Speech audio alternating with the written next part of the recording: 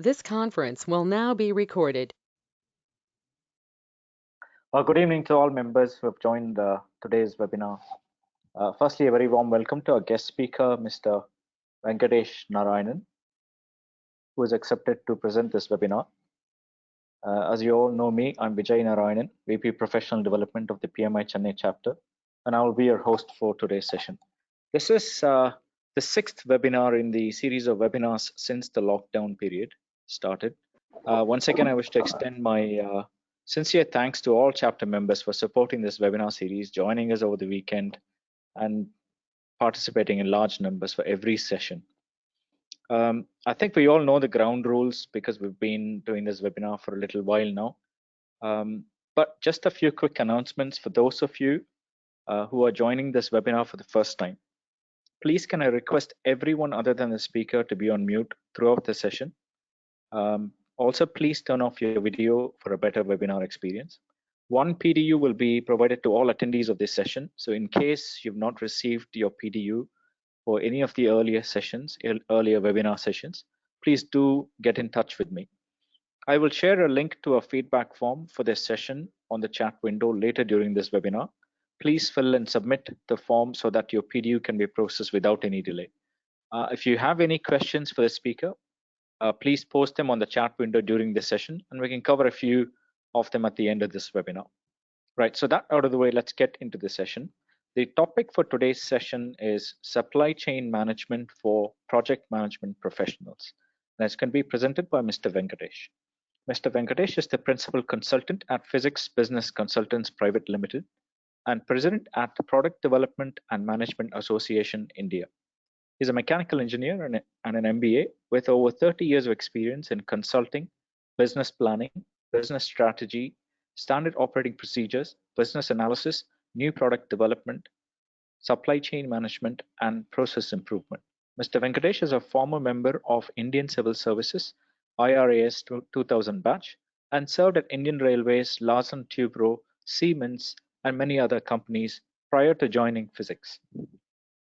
Mr. Venkadesh is also teaching a 3-credit course titled Business Analysis and Design for the MBA students at Bharathidasan Institute of Management, Trichy, covering the key areas of business analysis such as overview of business analysis and role of business analyst, requirements gathering, requirements documentation, testing and deployment, and being a successful business analyst. He is also a visiting faculty at SSN School of Management, teaching business analysis body of knowledge. He is also functioning as an honorary director of Kingmakers IAS Academy, a leading institution in India preparing graduates towards Indian Civil Services examinations. Mr. Venkadesh is also credited with the application of business analysis in Tamil movies, and one of the factors behind several blockbuster movies such as Thani Oruvan, Velekaran, and Mersal. So without further ado, it is our pleasure to welcome our multifaceted guest speaker, Mr. Venkadesh, to this webinar. Mr. Venkadesh, over to you. Yeah, thank you, Vijay. And thank you, PMICC chapter and Vijay, for giving me this wonderful opportunity to talk to you all on this Saturday evening.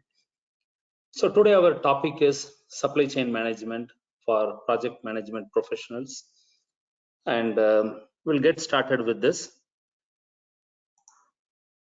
So whenever you have questions, please post it in the chat area or the questions area, and we will deal with all the questions at the end of the presentation. I'll be taking somewhere like 35 to 45 minutes, okay, and we can have the questions at the end of the session. So the agenda for today's session is, I'm putting it here as the objective of this webinar is to create a spark and ignite the supply chain in you. It's a kind of like creating an interest in supply chain and kind of like some of the trends that is going in supply chain. So we'll be discussing about this and how project management and supply chain management can have a synergy. And the top 4 areas we are going to discuss is, one is we will define organization a little bit differently. Then we will talk about project management, then supply chain management, And the top 10 capabilities the companies are looking for or looking from the project management professionals with supply chain management knowledge. These top 10 capabilities are based on my experience as working as supply chain consultant with various companies in the last 6 months to 1 year. Okay, this is a kind of like a very recent. Okay, so I would like to present it to you all. And here, we are getting started with the topic. See, how do we define an organization? Typically, if we take any management books, we come across this definition that an organization is made up of a group of people working towards a common goal to achieve certain things and to deliver products and services to its customers. So this is the way, most of you must have done your MBA programs. So wherever we go through this management definitions, we come across this kind of definition. But as a project manager or a business analyst, we have to take a different perspective. So here, we are going to define a little bit differently. An organization is an amalgamation of people capabilities, process capabilities, and system capabilities. I'm repeating, an organization is an amalgamation, kind of like a put together, organization is an amalgamation of people capabilities, process capabilities, and system capabilities stitched together in a seamless manner to deliver products and services to the customers, right? So here we are talking about capability. So any organization, whether small or large, take a saloon, a smallest organization, or kind of like a massive corporate. In all the organizations, we find people capabilities, process capabilities, and systems capabilities. And here, I want to draw an analogy. If you talk to any physicist, right, they will say the world is made up of matter. It is made up of atoms. That is the way they look at the world. And as project managers or business analysts, we will look at the world as made up of capabilities. We said the organization is made up of capabilities, that is people, process, and systems. Then what do we deliver? We are delivering products and services. The products and services are also capabilities. The whole world is made up of capabilities for our purpose. Why we are saying products and services are capabilities? Because if I'm buying a product, if it doesn't deliver any capability, why should I buy it in the first place? Whenever we buy products and services as a business or as an individual, we are buying capabilities. So we put together capabilities and make an organization, and this organization is rolling out capabilities in terms of products and services, right? So we say the material world is made up of capabilities. Be it companies, be it products or services, everything is in the form of capability. And here we want to distinguish between capability and capacity, because these two are the differentiating factor, or that's what defines an organization. Whenever you admire about an organization, you are admiring not just the organization, you are admiring their capabilities. They may be kind of like doing something better than others.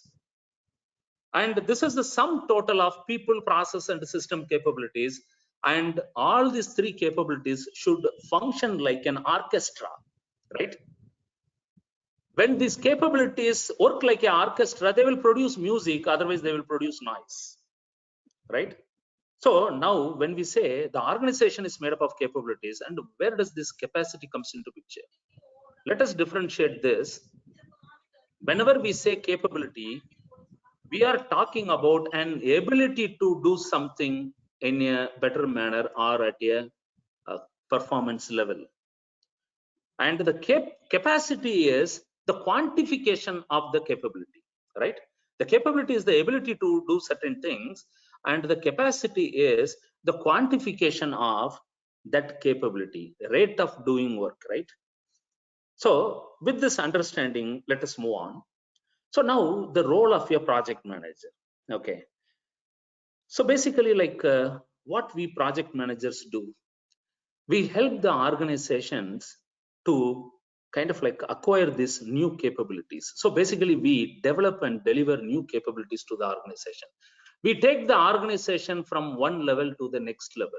We prepare the organization in terms of its operational capabilities. Whenever we say projects, projects has a definitive start and end, right?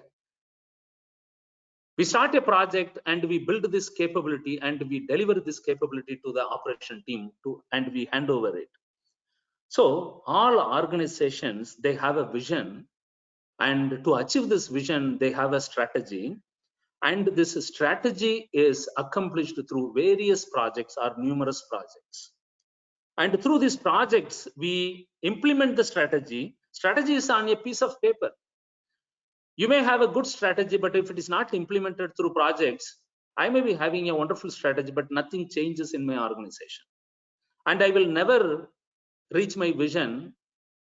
But when I implement these projects, I am realizing on strategy and I am achieving my vision. So now we say, kind of like we have an organization made up of capabilities and we deliver those capabilities. Now let us come into the supply chain part. So here, like I want to make a connect. That is the reason I was talking about these two things and coming to this supply chain part. So supply chain definition, how do we define a supply chain?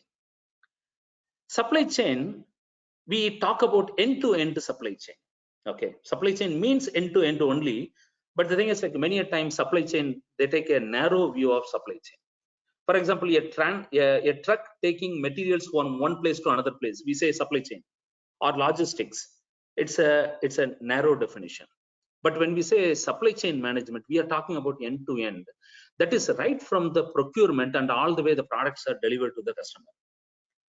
I'll tell you a small story.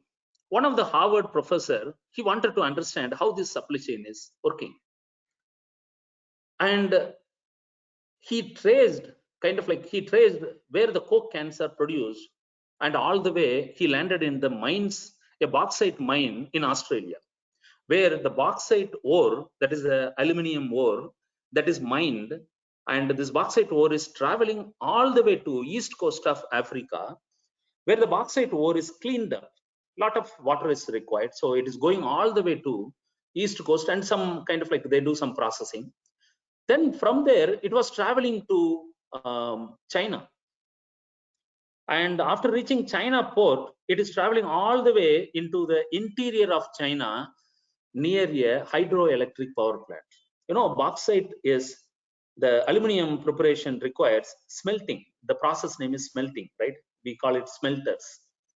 And it requires large quantity of electricity. And typically, like they say, it is 1000 amps and 5 volts. Okay, it goes through like big bus bars. So it's a kind of like, because in the electricity would be cheaper in hydroelectric dams only, and in we have this I square R losses, so they want to have this smelters next to the hydroelectric plants, where it becomes aluminum ingots. And it goes through several processes, like where they add kind of like additional elements. Okay, they improve this property, and finally in one of the factory in Taiwan, it becomes coins, aluminum coins, small coins, and these coins are going all the way to Florida. And in Florida, a Coke bottling plant, and next to that there is a Coke can manufacturing facility. Both are just next to each other, and this aluminum coins are cold extruded and it becomes a can. One coin becomes a can, another one becomes a lid, and the Coke gets filled. And the thing is like, you see, I skipped I read a whole story, but the thing is like I skipped all the things. And what he found is some 150 companies are adding value in this process. So when we say end-to-end supply chain, we are talking about this. And one of the profound understanding what he brought out is, if all these 150 companies are working smartly with right size of inventory, the end user will be saving some 40% in terms of the product cost. So all the inefficiencies of these companies, we are paying the price. That's what his observation at the end of this. So this is a end-to-end supply chain we are talking about, right? Right from procurement until all the way the products are delivered to the customer. So it's a huge supply chain. Okay. The thing is like, and also like it includes reverse logistics. So the basic supply chain is made up of 3 entities and 4 flows. And companies are focusing on these 3 V's, that is visibility, velocity, and variability. We will talk about this a little bit and then we will move on. So when we say end-to-end supply chain, okay, we are talking about, are you hearing any disturbance due to rain? No, it's clear. Oh, clear. Okay, perfect. Okay, thank you. So when we say a supply chain, we are talking about a supply chain is end-to-end procurement till the products are delivered to the customer, and at the same time, a supply chain is made up of a network of people, processes, systems, and facilities. So here the people are working on this. There are processes, there are systems, and facilities like warehouses, material handling equipments, everything, right? So this is the way we want to define supply chain management. And then kind of like objectives of supply chain management, it's very simple. We have financial goals. That is, the things need to be served at a better price, better cost, the effective operations, and ultimately to satisfy the customer service. Okay, so these are all the high level objectives. So now let us get into this 10 capabilities. So like the whole idea behind this is, now we are going to talk about 10 capabilities. And during this last few years, especially, whenever I'm dealing with some of the supply chain projects, consulting assignments with companies, some of the leading companies, what they find is they have kind of like, they need project managers, but they want the project managers with certain capabilities in the supply chain. And these are all the capabilities that is heavily needed in today's world. It is not only very specific to India, it is across the globe. So the top 10 capabilities we are going to discuss right from now on. The thing is like, it's a kind of like, these are all the things heavily demanded within the industry. And we will go through one by one. So forecasting model on extrinsic factors. I'm directly jumping into supply chain capabilities, right? So the number 1, forecasting model on extrinsic factors. So now let us understand what do we mean by forecasting. See, like one of the authors says, forecasting is always wrong, correct? Forecasting is always wrong. But why do we need forecasting? Because having a wrong forecast is much better than having no forecast at all. If somebody is like, somebody is forecasting kind of like very correctly, 100% correct, then we will call them as foreteller, right? So that is a spiritual world. But forecasts are always wrong. And now here we are talking about, for long time from the past till today, most of the forecasting model are based on intrinsic factors. That is, I look at my own data and forecast for the next month, right? That is like inward looking. When I develop a forecast, it is the forecast is based on inward looking. That is, I look at my own data from the past, historic data, and I forecast for the next month. And many companies are finding that it is not working. The main reason is the industry, almost all the industries are going through disruptions at different rates. It is not because of COVID. Don't take that this is because of COVID. No, it is even before that, even before COVID. Today, the disruption level is completely different. But even before that, I'm saying that the industries are going through disruptions and ever-changing customer expectations and shrinking product life cycles, which also puts a lot of pressure on product development life cycle or software development life cycle and the VUCA world. All these things are factors that are pressing the organization okay, that are pushing the organization that this intrinsic factors based forecasting model is no good, unless otherwise you are a salt manufacturing company, because salt manufacturing, like salt doesn't have a kind of like huge fluctuations in terms of its demand, but all other materials, typically if you take a mobile company, the thing is like the pressure what they go through, like you might have heard about, you might have seen this, what is going on in this mobile devices.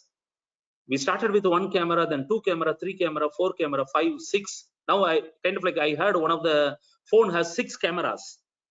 The thing is like literally these companies are struggling. What should I do next? That is the pressure they are kind of like going through. They want to kind of like you know, like really 6 camera is required, right?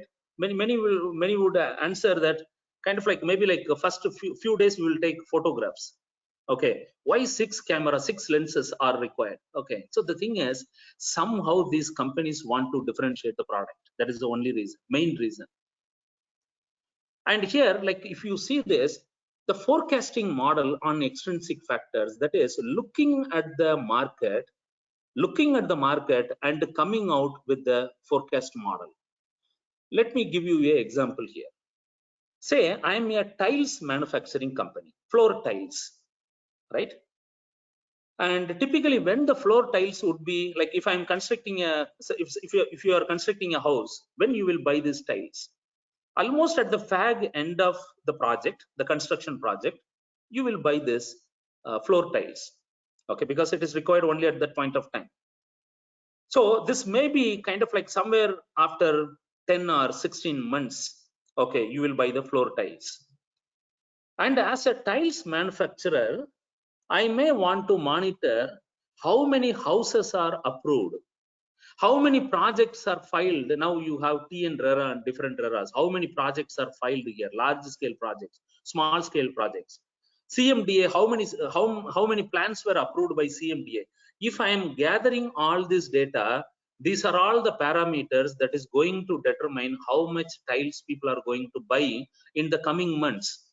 Whatever approved today, I will kind of like shift it by 16 months, and that is what going to drive my demand. Say I am enjoying say 60% market share. So whatever the floor kind of like the square feet approved, and into 60% would be kind of like my sales, right?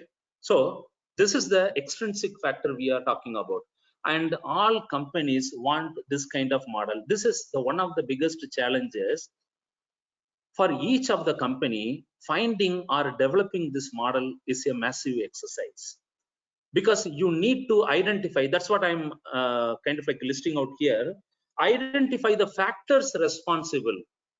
Then one should have a strong domain knowledge. And here I am talking about 3 domains. As project manager, the first domain is project management.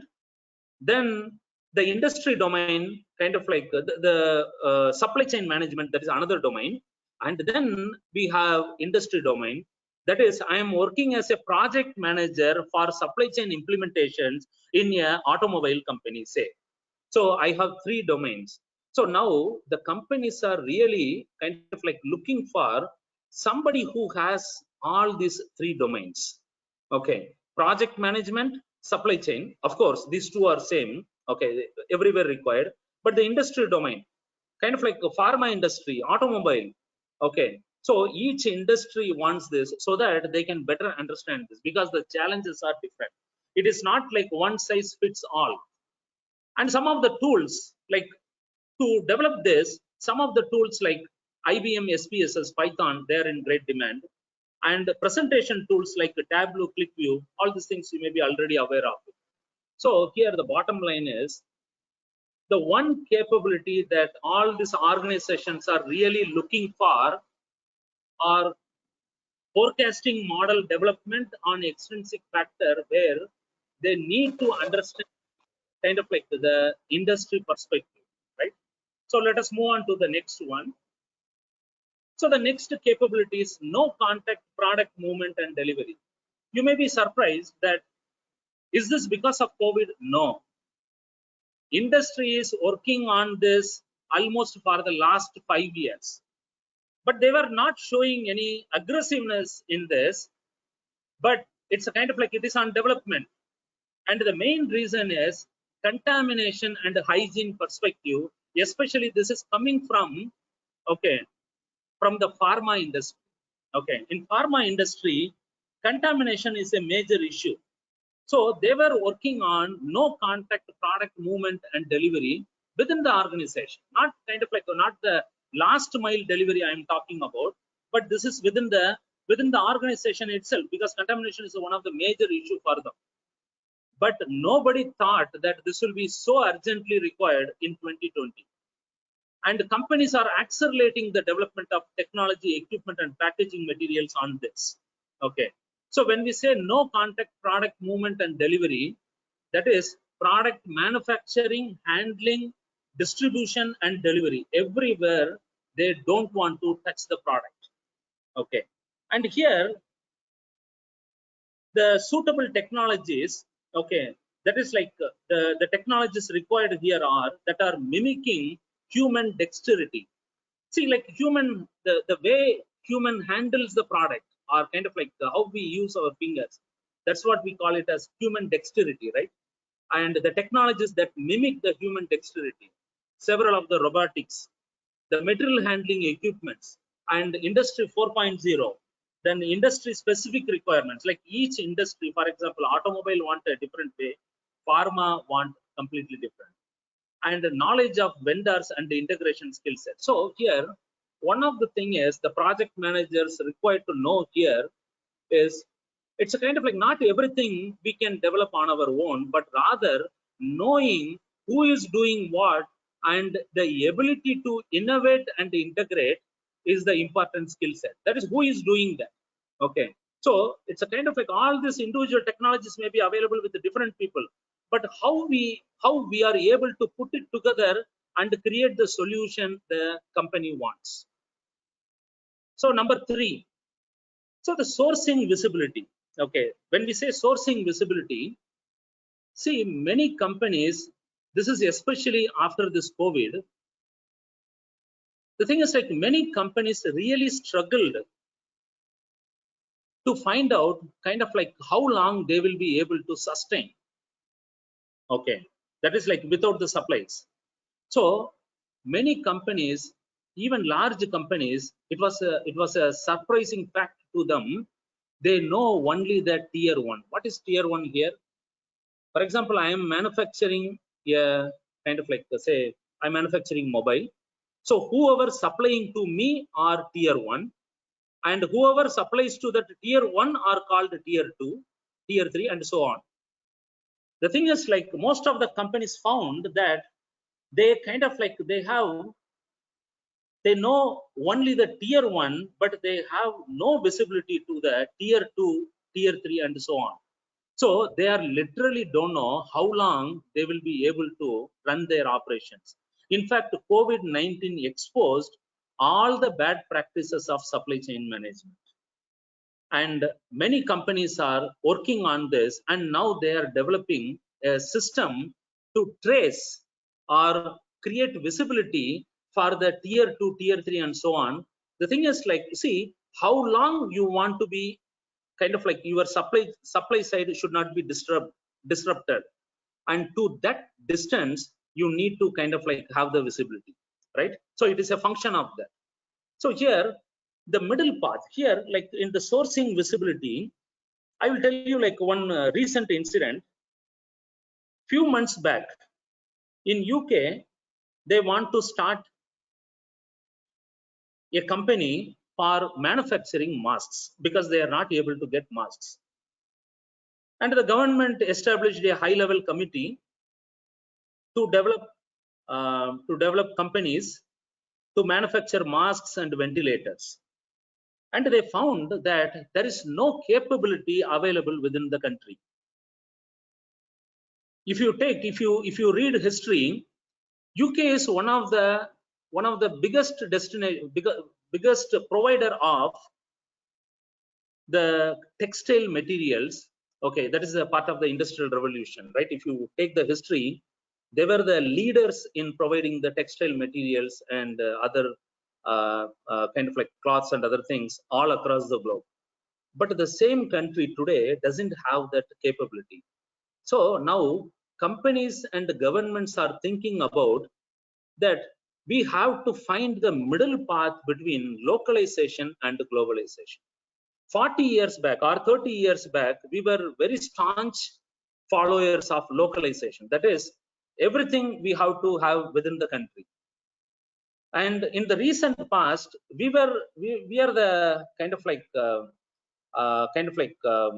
we have approved, or kind of like we are the followers of globalization.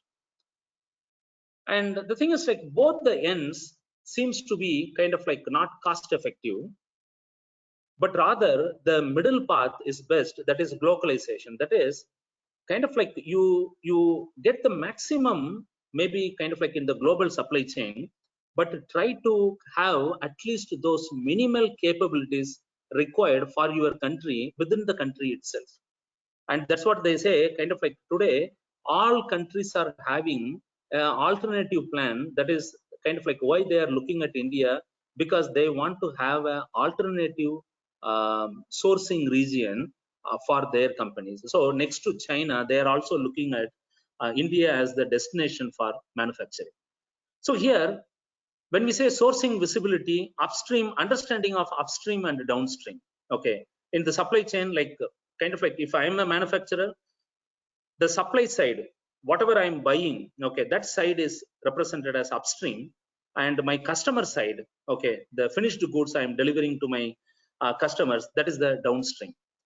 And how many levels I have to look at in the upstream? Should I look at only the T1 or T2 or T3? Okay, and so on. Like what should be the levels required? And technology for sourcing visibility. The thing is, like today, many companies doesn't have this platform at all. This has to be developed. Kind of like very few companies are there. One of them is Resilink.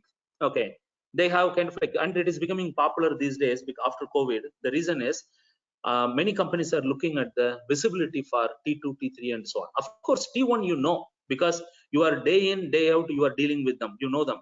But on the other hand, the T2, T3, kind of like we need that visibility.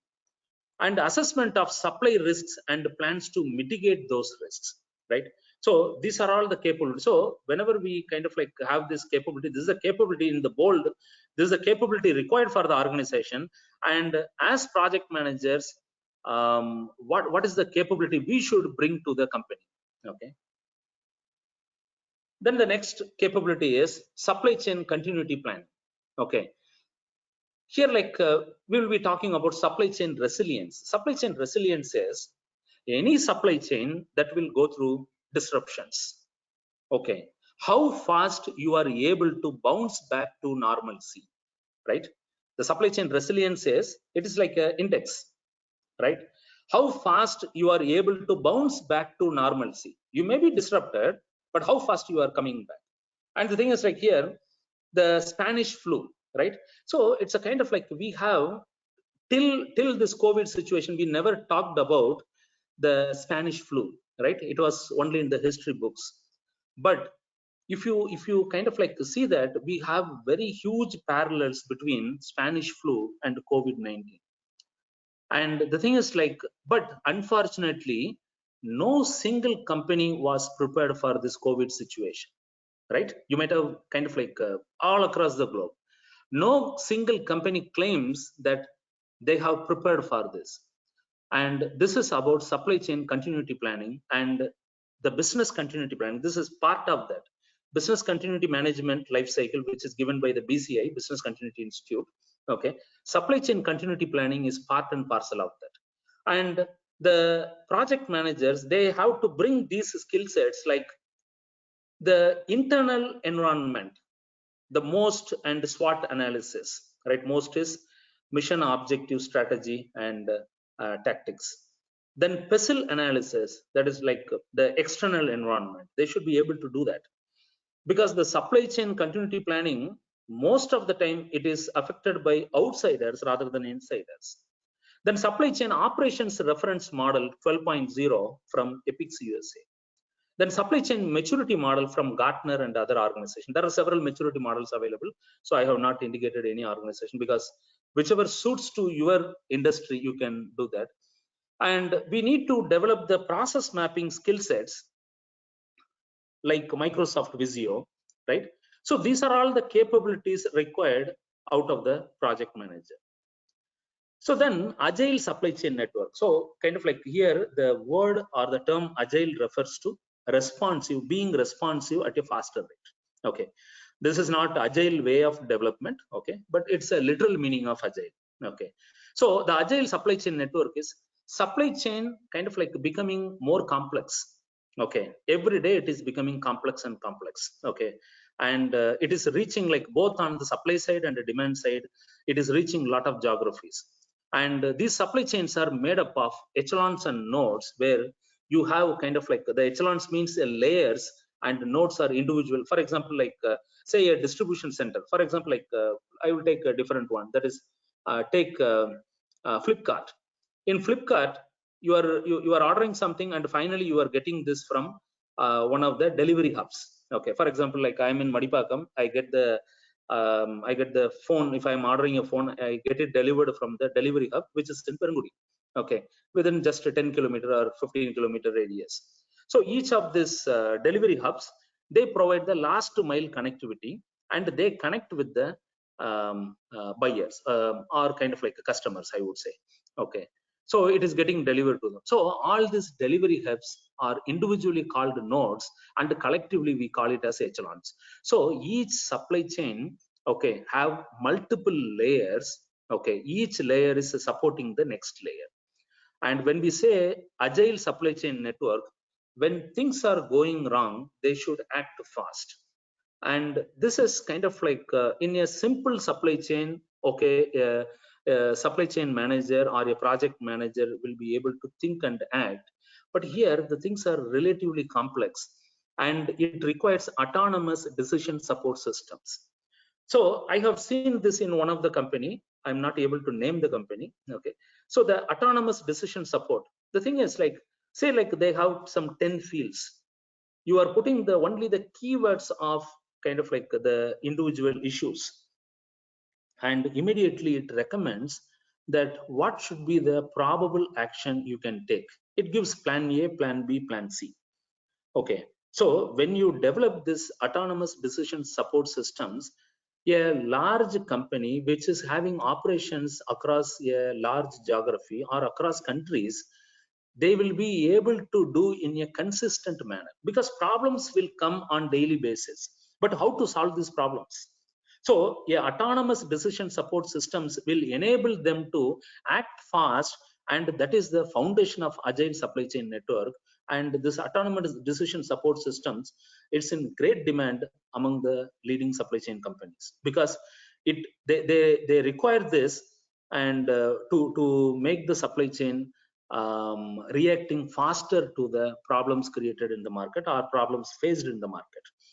And even configuring such systems is a massive task. So then the next one is inventory optimization. See, like like the 70-20-10 rule in any manufacturing company. Okay, in any manufacturing company, the inventory makes 70% of their annual turnover. Say like I'm a 100 crore company, that's my annual turnover. 70 crores I buy raw materials. 20 crores I will add value on top of it.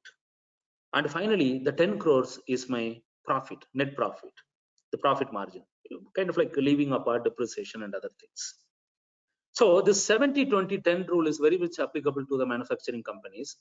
And here, kind of like I'm spending 70 crores or 70% of my annual turnover on inventory. I'm buying these raw materials. And here, kind of like if I'm able to save even small percentages, it will add to my bottom line directly. And that's what we say, there is a very thin line between enough inventory and excess inventory.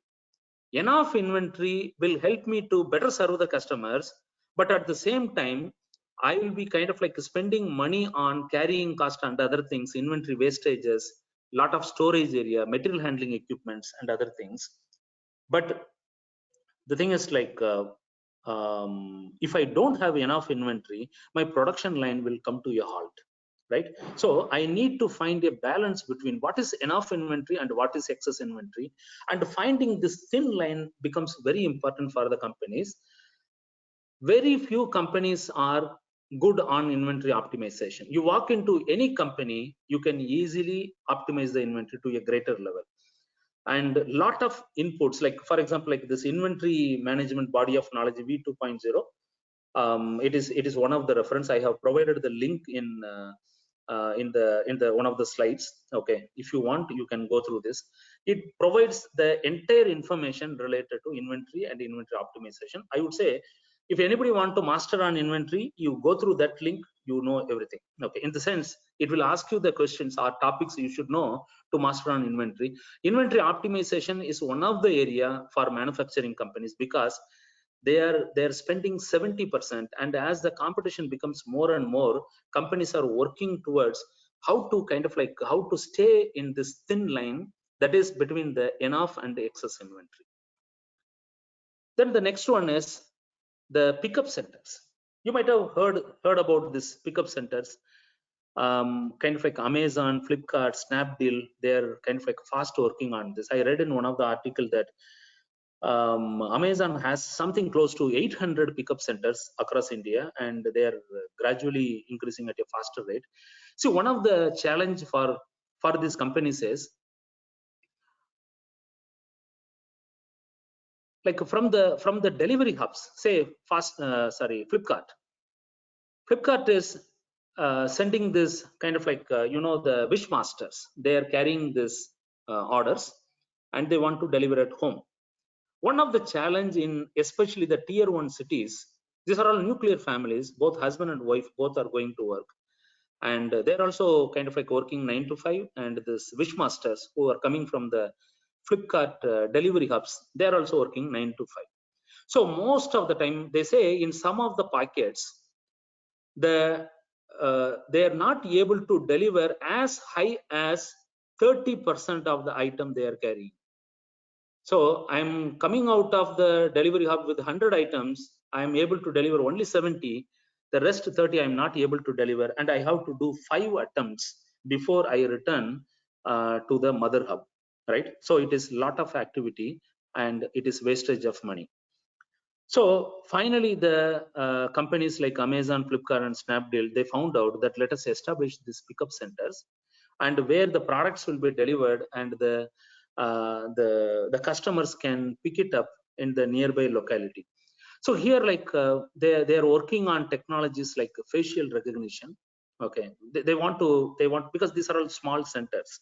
Okay, it is like a franchisee centers. Okay, so they want to provide a better technology in terms of facial recognition. Okay, and operation in a wider geography. The customer buying behavior, for example, like say a locality where, say, Florida, lot of retirement community is there, right? In that locality, the kind of products required by them would be different. The size and shape of the product would be different. The shelf life of the product would be different. So each pickup center, they have to customize accordingly. And of course, it is alignment with the customer need. Not everybody want to come and take it from the pickup center. So how to kind of like provide that flexibility. Then the 8th capability is faster delivery. Okay, see, like in late 1980s, I was waiting for a phone or a scooter almost for 5-6 years. But today, kind of like we want it like maybe like a few hours. Okay, in case of a mobile connection, it is delivered and activated within 1 hour, right? So the speed is kind of like completely kind of like the expectation from the customer in terms of faster delivery is ever increasing. One of the biggest trend is, see, like 40 years back, we had very less activities. Okay, but today we have a lot of activities, and but at the same time we have the only same 24 hours. So all the activities, for example, many people started skipping their breakfast, or they have breakfast kind of like on the way reaching office or after reaching office. Okay. The thing we are kind of like we are trying to find time out of this 24 hours because our activities really exploded, and that is the challenge that is affecting the supply chain. And here, like companies are working on unmanned aerial vehicles, and a couple of days back only, Government of India released a draft policy for unmanned aerial vehicles. You can Google this. It provides a lot of information that how this unmanned aerial vehicles would be used for product delivery and other things. So the safety and security needs, they kind of like they have a corridor. Within that corridor, like especially the airports and other areas, you should not go, or sensitive facilities like defense facilities. Then technologies related to geographical information system and global positioning system, all these things are becoming kind of like more important for this. Then the ninth capability, the multi-channel and omni-channel. Okay, it's basically like as a supply chain. In a supply chain, we have these four flows: product flow, information flow, cash flow, and reverse product flow. Product flow is from the company, the products are delivered to the customer. Information flow, when you get into Flipkart, you check whether the item is on stock, right? That is the information flow to the customer, and also the customer sends information in terms of orders. Then cash flow, you pay the money to the e-commerce company. Then reverse product flow, whenever you return the product. So supply chain is defined by these four flows, and for each of them you may have different channels. And here, understanding the customer persona, customer touchpoint analysis, then knowledge of ERPs, payment gateways, and proficiency with CRM technologies, these will be very handy. Then the supply chain analysis, the last one. So it's a kind of like supply chains and banking. Okay, these two fields are going to be heavily disrupted in the next 5 to 10 years. Already it is going through, but it is going to be heavily disrupted in the next 5 to 10 years. Okay, and one is Industry 4.0. In fact, like in banking, what we are seeing the future is you will not go to any physical banks. The bank may be kind of like only operating in say it may be having a headquarters, but everything will be, most of the time we are doing, even today, like we are doing that way. So it's a kind of like in a supply chain, we have to constantly look for opportunities to take the supply chain to the next level. Okay, and we have to make it cost effective, but at the same time the customer service should not be affected, and you have to stay in compliance. Okay, all are kind of like required things. So the supply chain analysis, basically like how the customers are doing, and what is the regulatory framework. Regulatory framework is constantly changing, evolving, and always to protect the customers. And what is the customer expectations? Again, it is going, customer expectation is one way, right? It never goes down, it always on the increasing trend. Then end-to-end process mapping. Okay, those capabilities. Then data analytical tools. Okay, so with this 10 capabilities, I'm coming to the conclusion. I will take few minutes. So we have a IASM has launched, our organization has a global inventory challenge 2020 that is going on. It is completely free registration. If anybody is interested in this inventory area, please participate. And this is the link for inventory management body of knowledge. You want to know kind of like, if you want to master inventory, okay, it's a huge area because it is the bloodline of supply chain, right? It's a blood of supply chain. Without inventory, supply chain doesn't exist, right? If there is no products or materials, what is the purpose of supply chain, right? So this particular inventory management body of knowledge, it will talk about anything and everything about inventory. Okay, so with this I come to the conclusion. Thank you so much for patient listening. I hope you enjoyed the session. If you have any questions, you can ask me. Thank you, Mr. Venkadesh. That was an incredibly informative session. And I've already seen in the chat window, many have requested for the PPTs and the video recording of this. So I just wanted to remind our viewers or attendees here that the video recording will be posted on the YouTube channel of the PMICC chapter within a week's time. I've got a few questions for you from our participants here. I'll kick off with Mr. Shanmuga Shivasubramaniam. He wishes to know what is the rationale behind the spelling physics with a F. Okay, say I'm a mechanical engineer, so I misspelled physics. Okay, I think that, okay, that explains it. Okay, our next question is from Mr. GM Sharif. What is the role of purchase and engineering, procurement, and construction industry for an effective project execution? Yeah. See, like similar to, like I said, this 70-20-10 rule, right? So the same way in construction industries, a significant part is procured from outside. So one is getting the right material from the right source and getting it at the right cost. So any money saved in the procurement area. So when we say procurement, it is a larger thing, right? Making a kind of like making a contact with the right source and getting the right material in the right quality at the right date and time. Because in many of the construction companies for whom we worked, their typical challenges, they bring all the workforce to the site, okay, because they are paid daily in most of the places across the globe. They are paid on daily basis, but the material doesn't arrive on the day, and this results in kind of like wastage of money, wastage of labor charges. Okay, the material doesn't come.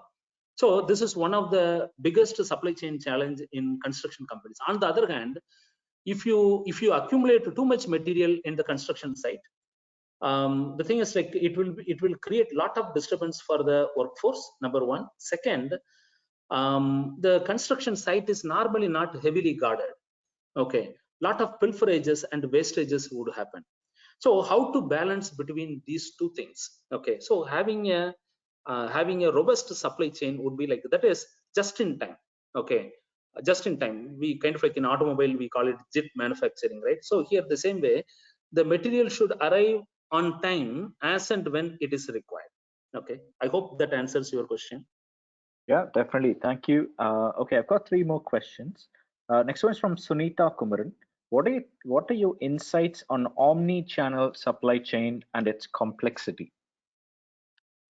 Yeah, the thing is, like, traditionally companies were thinking about, let me have one channel and I will do that properly.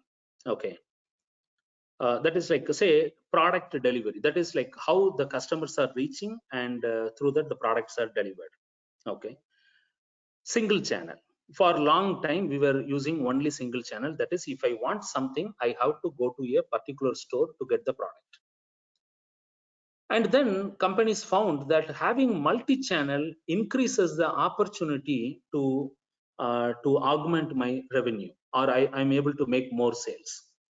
And in the quest for going for multiple channels or multi-channel, they created individual channels, and the products are in conflict.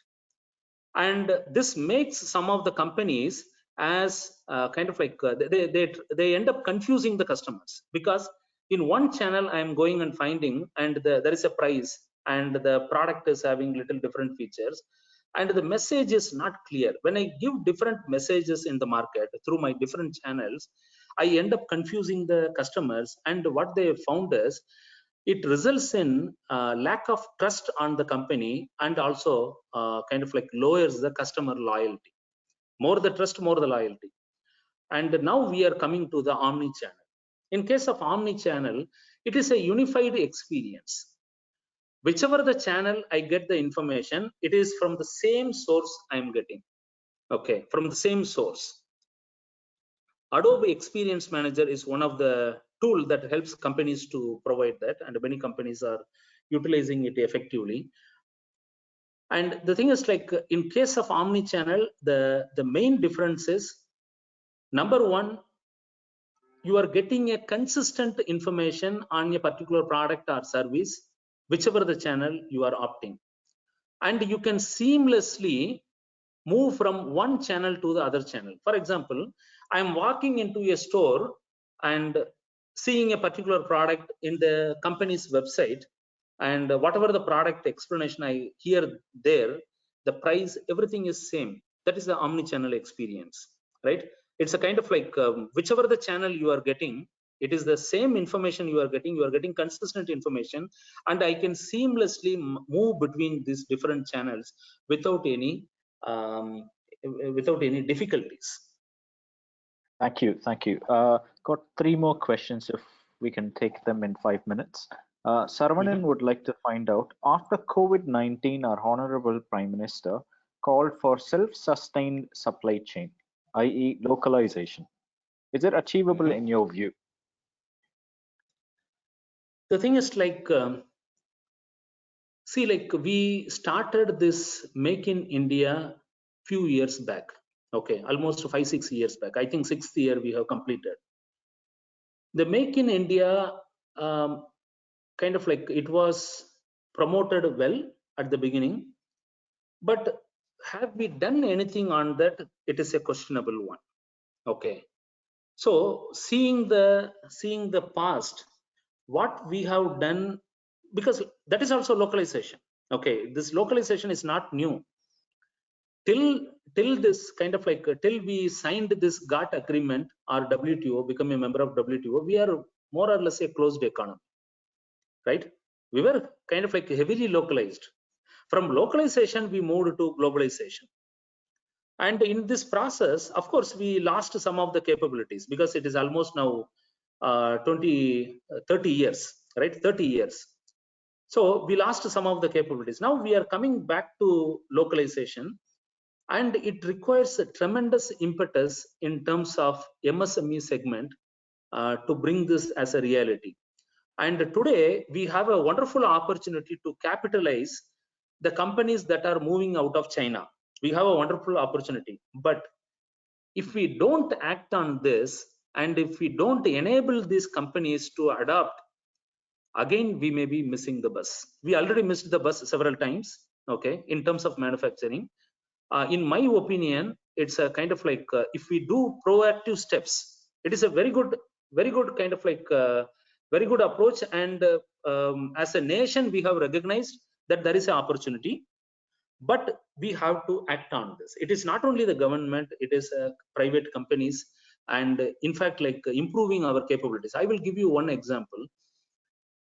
You know, new product development. China has changed their strategy for the last few years, maybe like I would say few years, I would say 10 years. The thing is like US doesn't get into all low-cost manufacturing. They want to get into, they are into value-added manufacturing. For example, Intel chips, okay, medical devices, or pharma, okay, they are into value-added goods and services. And China is kind of like till 10 years back, they were heavily focused on as a manufacturing hub for the world. But during the last 10 years, they are gradually changing themselves into innovation. Okay, the kind of like they want to create new products, services for the world. And with this effort, in fact, they tied up with one of the US body, and some 10,000 people are certified on new product development during the last few years. 10,000. It is completely spent by government. So those are all the efforts, right?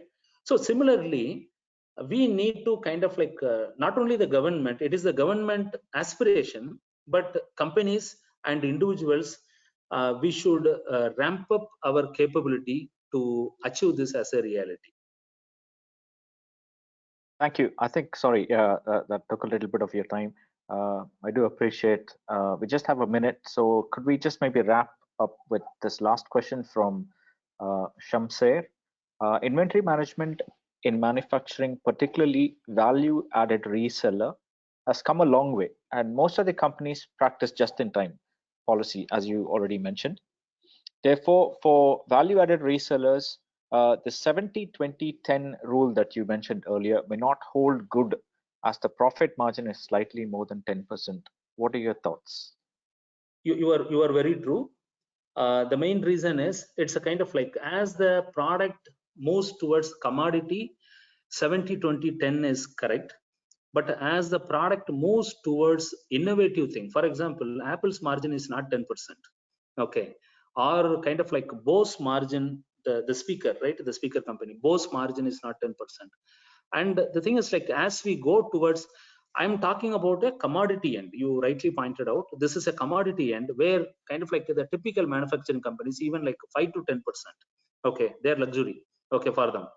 But on the other hand, you move towards the innovation end or luxury product, the margin is completely different. You are absolutely correct. Thank you, Mr. Venkadesh. Absolutely enlightening session, and I hope all our participants today have enjoyed this session. It is really sitting in a class listening to supply chain management. Very informative. Thoroughly enjoyed it. And I just wanted to take back the presenting rights, and I wanted to share a e-memento with you, if that's okay. Just bear with me. Perfect. If I can just do that. Just one moment, please. Thanks, Mr. Venkadesh, for the patience on the webinar. Thank you. Yeah, you are most welcome. Thanks a lot.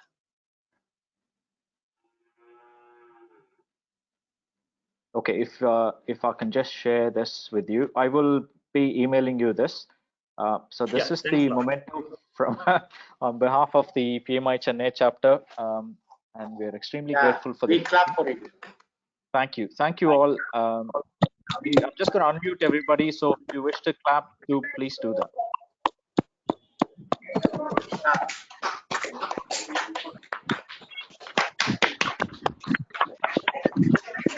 Thank you. Thank you all. Thanks a lot.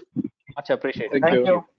And thank you once again, Mr. Venkadesh. We hope to maybe meet sometime in future, maybe for another session. Definitely. Yeah, thank you, Vijay. Thank you all. Thanks so Have much a wonderful for spending. Thank you, sir. Good session, sir. Thank you, sir. Thank you, Venkadesh, sir. Good, great session. Yeah. Thank you, Venkadesh. Bye all. Thanks. Thank you. Thank you all. Bye bye. Thank you, Mr. Venkadesh. Excellent session. Thank you. And don't forget to fill the feedback form. Yeah.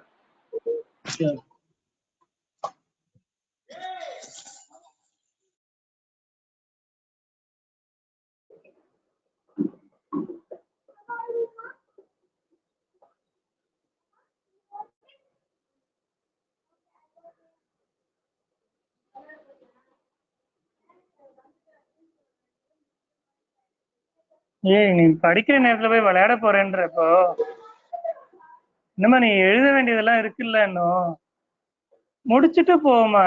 அவ எல்லாம் முடிச்சுட்டா அதான் கூப்பிடுறா. நீ ஒன்று முடிச்சுட்டு போ.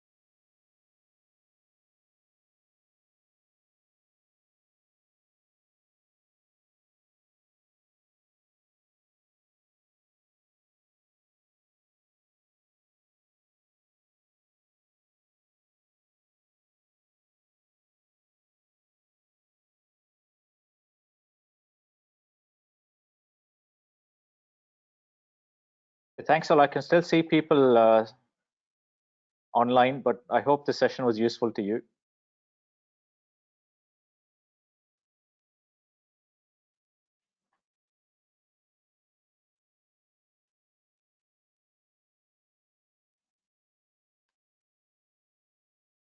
Bye all.